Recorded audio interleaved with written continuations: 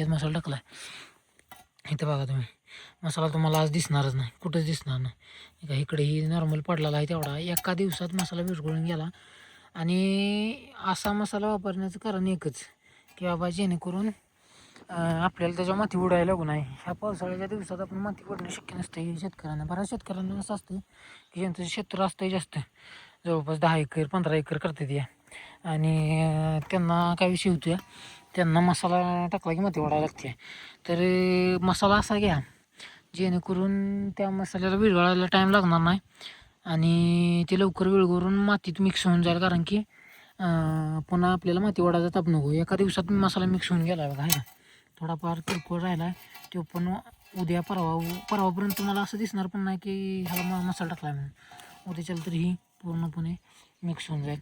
आता ह्याला फुटो बघा, 1 2 3 4 5